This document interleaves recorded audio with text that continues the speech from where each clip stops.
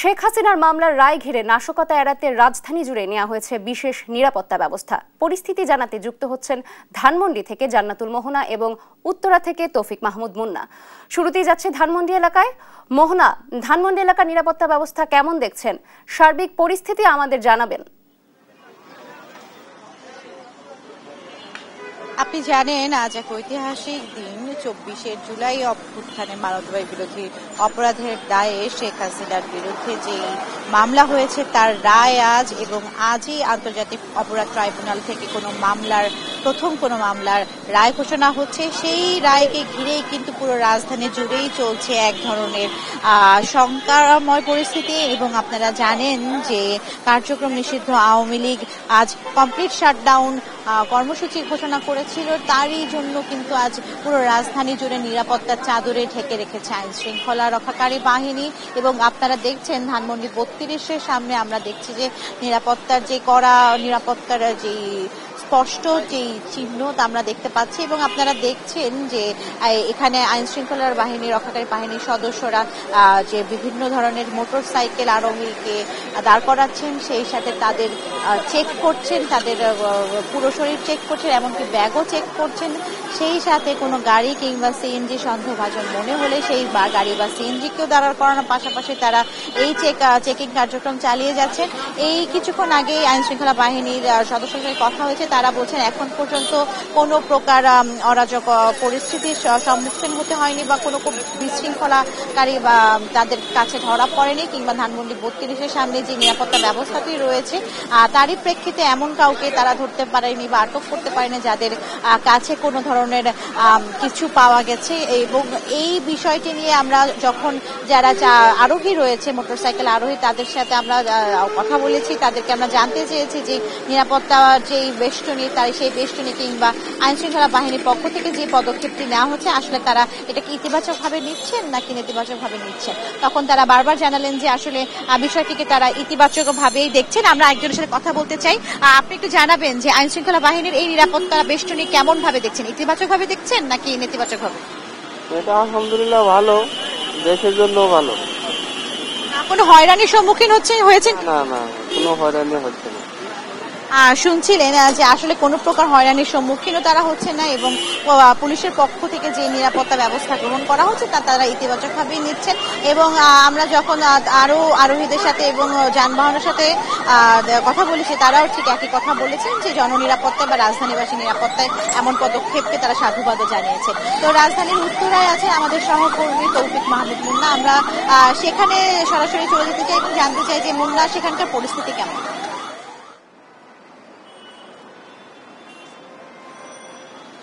মনে যেমনটি বলছিল ধানমন্ডি থেকে, এখন বর্তমানে উত্তরা যে পরিস্থিতি সেটি হচ্ছে যে উত্তরাতে কিন্তু যান চলাচল স্বাভাবিক রয়েছে এবং গতদিনের তুলনায় আজকে কিন্তু এখানে গণপরিবহন বেশি, এবং গণপরিবহন বেশি হওয়ার কারণে কিন্তু আসলে মানুষজন স্বতঃস্ফূর্তভাবে তারা কিন্তু রাস্তাঘাটে বের হয়েছে। এবং আমি দেখানোর চেষ্টা করছি উত্তরা জসীমউদ্দিন, যেটি উত্তরার প্রাণকেন্দ্র বলা হয়, সেই এলাকার বর্তমান চিত্র। এখানে কিন্তু বিভিন্ন ধরনের গণপরিবহনের উপস্থিতি বেশ, যেটা আমরা গত 13 তারিখে লকডাউনের দিন কিন্তু আমরা দেখিনি। জানেন যে আজকে কিন্তু মানবতাবিরোধী অপরাধের মামলায় সাবেক প্রধানমন্ত্রী শেখ হাসিনা সহ 3 জনের মামলার রায় ঘোষণা করা হবে। সেই রায় ঘোষণা করে কিন্তু গত 2 দিন যাবৎ আপনার কার্যক্রম নিষিদ্ধ আওয়ামী লীগ তারা কিন্তু শাটডাউন কর্মসূচি ঘোষণা করেছে।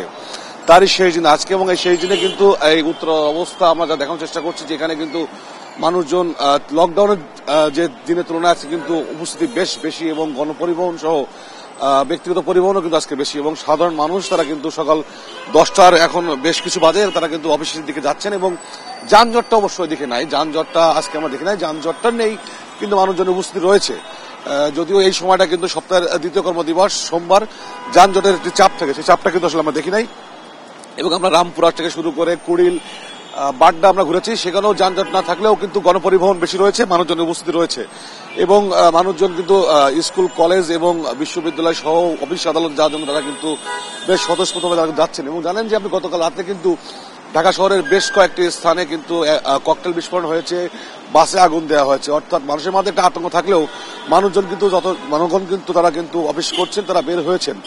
এবং গণপরিবহন যেটি গতদিন কম ছিল সেটি কিন্তু আজকে অনেক বেশি। এবং জানেন গতকাল কিন্তু সড়ক পরিবহন মালিক সমিতি স্পষ্ট জানিয়েছেন তারা কিন্তু গণপরিবহন চালাবেন।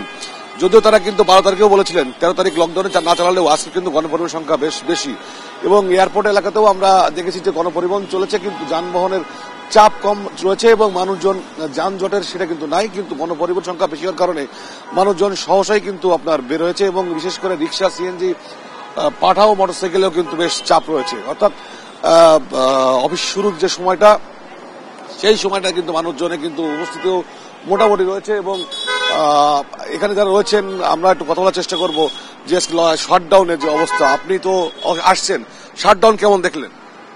শাটডাউন তো মোটামুটি হচ্ছে, অত বেশি না আর কি, যেরকম গাড়ি চলার কথা ছিল ওরকম না, কিন্তু গাড়ি চলছে।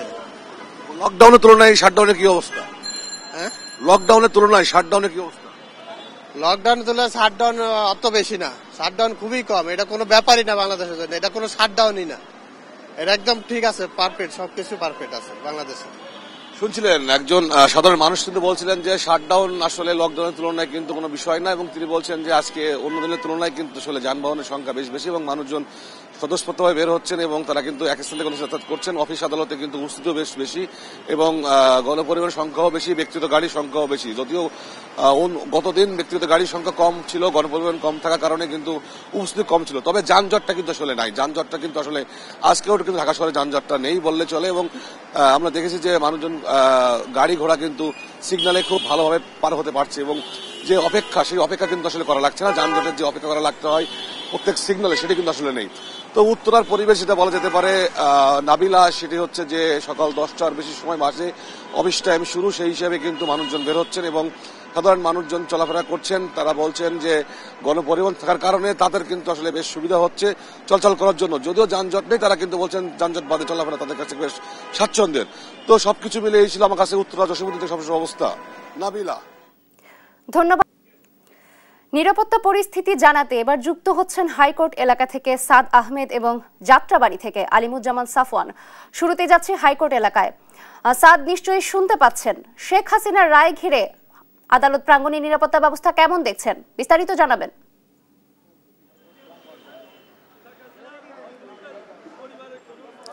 সকাল থেকেই কঠোর নিরাপত্তা চাদরে ঢেকে ফেলা হয়েছে হাইকোর্ট প্রাঙ্গণ এবং এখন পর্যন্ত কিন্তু কোনো ধরনের অপ্রীতিকর ঘটনা ঘটেনি। তবে বেলা বাড়ার সঙ্গে সঙ্গে কিন্তু জুলাই যোদ্ধা সহ অন্যান্যরা কিন্তু এখানে এসে ভিড় করছেন এবং তারা কিন্তু হাসিনার আজকে যে রায় হবে সেই রায় কিন্তু ফাঁসির দাবি জানাচ্ছেন। আমি যদি আশপাশে একটু দেখাতে যাই, আশপাশে কিন্তু অনেকেই এসে সকাল থেকে এখানে ভিড় জমিয়েছেন এবং তারা কিন্তু তারা বলছেন যে এই মামলায় কিন্তু তারা হাসিনার সর্বোচ্চ শাস্তি মৃত্যুদণ্ড কিন্তু তারা দাবি করছেন এবং অনেকেই কিন্তু ব্যানার, প্লেকার্ড, পেস্টুন হাতে কিন্তু এখানে এসে অবস্থান নিয়েছেন। আমি যদি একজনের সঙ্গে একটু কথা বলতে চাই যে আমরা তো দেখলাম যে আপনি সকাল থেকে এখানে অবস্থান নিয়েছেন, দেখেন সকাল থেকে আমরা ছাত্র জনতা এখানে অবস্থান নিয়েছি গণহত্যাকারী আওয়ামী খুনি শেখ হাসিনার ফাঁসির রায়ের অপেক্ষায়। আপনাকে মনে রাখতে হবে, শেখ হাসিনা জুলাই গণহত্যা চালিয়েছে, শাপলায় গণহত্যা চালিয়েছে, পিলখানায় গণহত্যা চালিয়েছে, তারপরও যদি তাকে ফাঁসির রায় না দেওয়া হয় তাহলে সেটা হবে ইনসাফের পথে বাধা। আপনাকে মনে রাখতে হবে, বিচারের যে সংস্কৃতি সেটা চালু করতে হলে শেখ হাসিনার ফাঁসি দিয়ে সরকারকে প্রমাণ করতে হবে যে আমাদের বিচার ব্যবস্থা সুষ্ঠু এবং নিরপেক্ষ।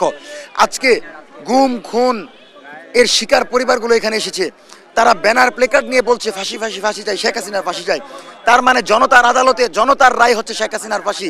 সুতরাং আমরা মনে করি জনতার এই আদালতে, আজকে আদালত আন্তর্জাতিক অপরাধ ট্রাইব্যুনাল শেখ হাসিনার ফাঁসির রায়ের মধ্য দিয়ে বিচারের সংস্কৃতি চালু করবে এবং তার পরবর্তীতে আরও যে সকল আসামিরা আছে, আইজিপির ব্যাপারটা আপনি জানেন, রাজসাক্ষী করে তাকে আজকে মাফ করে দেওয়ার জন্য একটা পায়তারা চলছে।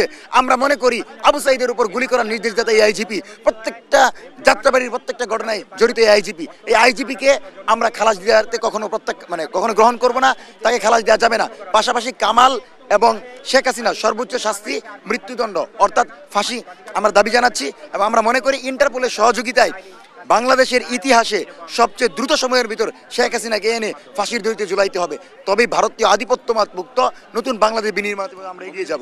তো যেমনটি শুনছিলেন, তিনি কিন্তু আসলে বলছেন যে তিনি শেখ হাসিনার যে সর্বোচ্চ শাস্তি মৃত্যুদণ্ড কিন্তু তিনি দাবি করছেন। একই সঙ্গে আমরা দেখতে পাচ্ছি যে হাইকোর্ট প্রাঙ্গণে যে মাজারগেট এলাকার সামনে সড়ক রয়েছে সেখানে কিন্তু অনেকেই সকাল থেকে এসে অবস্থান নিয়েছেন। তারা কেউ ব্যানার হাতে, কেউ প্লেকার্ড হাতে কিন্তু এখানে এসে অবস্থান নিয়েছেন এবং সবাই কিন্তু তারা বলছেন যে শেখ হাসিনার সর্বোচ্চ শাস্তি মৃত্যুদণ্ড কিন্তু তারা চাচ্ছেন, সেই দাবিতেই কিন্তু তারা এখানে এসে অবস্থান নিয়েছেন। আর নিরাপত্তার কথা যদি একটু বলতে চাই, যে সকাল থেকে আমরা দেখতে পাচ্ছি যে 4 স্তরের নিরাপত্তা ব্যবস্থা কিন্তু এখানে রয়েছে। বিশেষ করে হাইকোর্ট প্রাঙ্গণের অর্থাৎ মাজার গেটের যে প্রবেশমুখ সেটি কিন্তু বন্ধ করে রাখা হয়েছে এবং সেই সঙ্গে ভেতরে কিন্তু সেনাবাহিনী, পুলিশ, সেই সঙ্গে র্যাব সদস্যরা কিন্তু তাদের সতর্ক অবস্থানে রয়েছেন।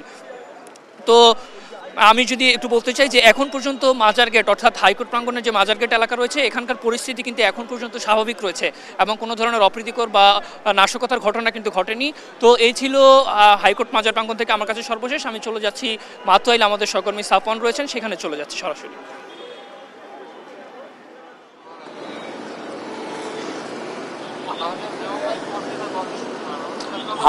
সাদ, ধন্যবাদ আপনাকে। এই মুহূর্তে আমি রয়েছি যাত্রাবাড়ির মাতুয়াইল এলাকা এবং এখানে আমরা দেখতে পেয়েছি যে পুলিশের যে তল্লাশি কার্যক্রম বা চেকপোস্ট সেটি কিছু পরপরই কিন্তু সড়কে রয়েছে এবং মাতুয়াইল এই যেই ইউটার্ন রয়েছে যেখানে, সেখানে কিন্তু দেখতে পাচ্ছেন এই মুহূর্তে পুলিশের উপস্থিতি রয়েছে। পাশাপাশি এটি যেহেতু ঢাকার প্রবেশদ্বার এবং গুরুত্বপূর্ণ একটি সড়ক, তো সেই হিসেবে কিন্তু এখানে তাদের উপস্থিতি কিছুটা বেশি আমরা দেখতে পেয়েছি। কিছুক্ষণ আগে এখানকার জোনের যিনি ডিসি ছিলেন তাদেরকেও আমরা দেখতে পেয়েছি, তারাও টহলে রয়েছেন এবং তাদের সঙ্গে কথা হয়েছে আমাদের। তারা যেটি বলেছেন যে তাদের উপর তারা যেটি চাচ্ছেন যে একটি নির্দিষ্ট জায়গায় পুলিশ অবস্থান না করে তারা আসলে বিভিন্ন জায়গায় টহলে থাকবেন, এমনটি কিন্তু তারা চাচ্ছেন। এবং তাদের যেই এই এলাকায় যারা সংশ্লিষ্ট আইন শৃঙ্খলা রক্ষাকারী বাহিনীর সদস্য রয়েছেন তাদেরকে কিন্তু টহলে রেখেছেন এবং ঢাকার নারায়ণগঞ্জ বা ঢাকার চট্টগ্রাম যে মহাসড়কটি রয়েছে সেখানে কিন্তু তাদের অনেক বেশি নিরাপত্তা জোরদার করা হয়েছে। এবং কারণ দূরপাল্লার বাস যেহেতু চলাচল করছে, কোনো ধরনের কোনো ধরনের নাশকতা যেন এই দূরপাল্লার